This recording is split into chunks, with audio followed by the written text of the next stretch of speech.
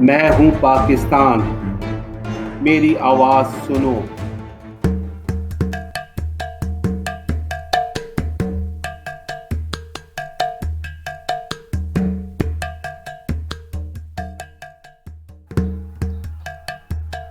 اقوام متحدہ کا رکن بننے کے بعد کس ملک نے پاکستان کو تسلیم کرنے سے انکار کر دیا تھا؟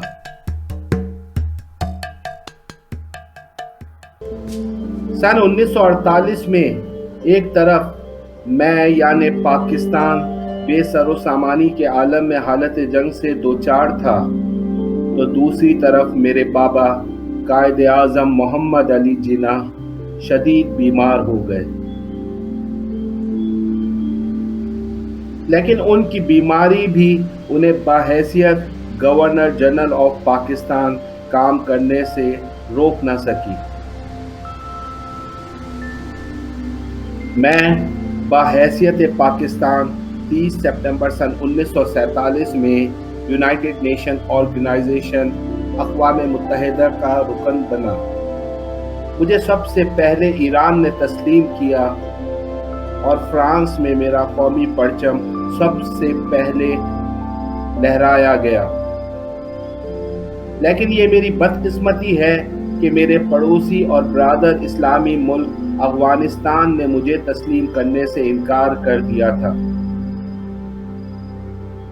میری اس قسمہ پرسی کی کیفیت اور مالی مشکلات کے ساتھ ہی مجھ پر 70 لاکھ مہاجرین کا اضافی بوجھ بھی میرے کاندھوں پر آ پڑا تھا۔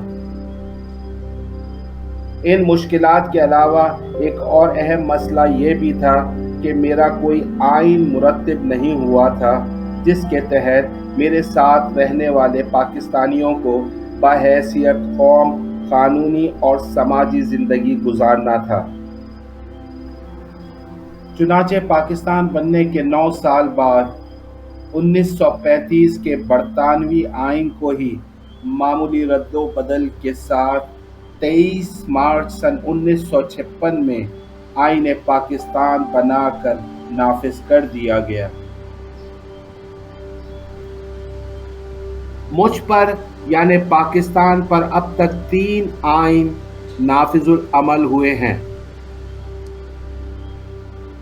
پہلا آئین 23 مارچ سن 1956 میں نافذ ہوا۔ دوسرا آئین سن 1960 میں 8 جون میں نافذ ہوا اور تیسرا اور موجودہ آئین 14 اگست سن 1973 کو نافذ ہوا۔ 1956 کے آئین کے تحت گورنر جنرل آف پاکستان کے عہدے کو صدر پاکستان میں تبدیل کر دیا گیا۔ 1956 کا آئین کی مدت 2 سال 6 ماہ اور 14 دن کی تھی۔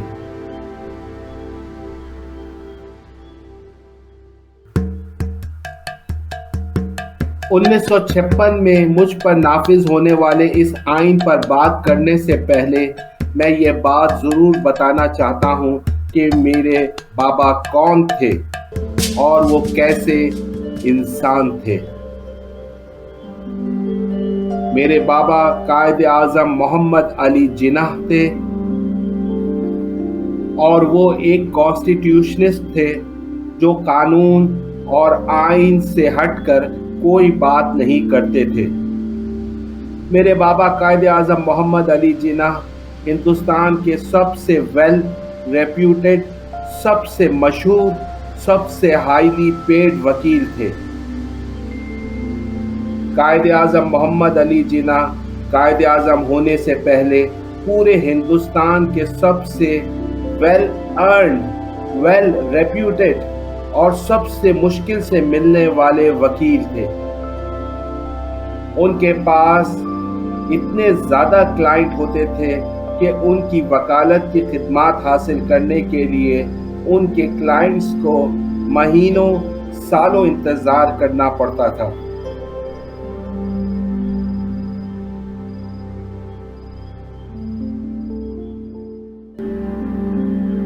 تو مجھے یعنی پاکستان کو میرے بابا قائد اعظم محمد علی جناح نے ایک وکیل کی حیثیت سے لیٹر لکھ کے، ڈیبیٹ کر کے، آرگیو کر کے، ڈسکورس کر کے، بحث کر کے اور مباحثہ کر کے میرا وجود پاکستان کے نام سے اس دنیا کے نقشے پر لائے تھے۔ اس ساری قانونی اور آئینی لڑائی لڑتے ہوئے میرے بابا نے ایک دن بھی جیل نہیں کاٹی۔ قائد اعظم بننے سے پہلے اس وکیل نے ایک دن جیل کی سلاخوں کے پیچھے نہیں گزاری اور مجھے حاصل کرنے کے لیے صرف اور صرف قانون کا سہارا لیا۔ اپنی انتھک محنت اور کوششوں سے میرا وجود اس دنیا کے نقشے پر لا کر ہی چھوڑا، اور وہ بھی اس امید کے ساتھ کہ جسے میں اس دنیا کے نقشے پر لا رہا ہوں اس میں بسنے والے لوگ بھی جب کوئی قانونی یا آئینی بحث کریں گے، ڈسکس کریں گے، مباحثہ کریں گے تو اس کے نتیجے میں کسی کو جیل کی صحبتیں نہیں اٹھانی پڑے گی۔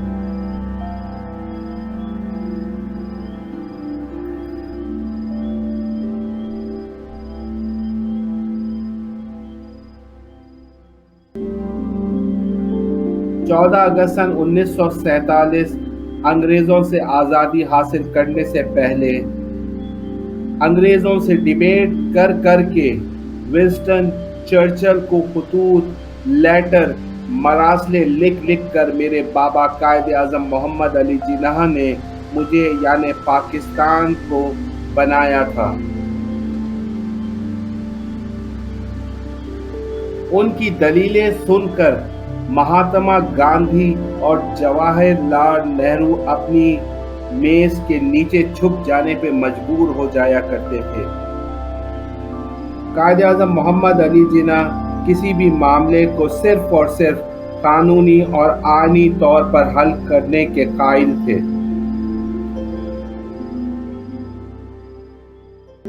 میرے بابا قائد اعظم محمد علی جناح چاہتے تھے کہ میں پاکستان بحیثیت ایک آزاد ملک ایک ایسی قوم کو پروان چڑھاؤں جو اس تمام آئینی اور قانونی اصول پر کار فرما رہیں اور پورے خطے میں ایک عظیم الشان قوم بن کر ابھرے۔ 11 سپٹمبر سن 1948 میں بابا قوم قائد اعظم محمد علی جناح نے اپنی قوم کو ایمان، اتحاد اور تنظیم کا سبق دے کر اس دار فانی سے کوچ کر گئے۔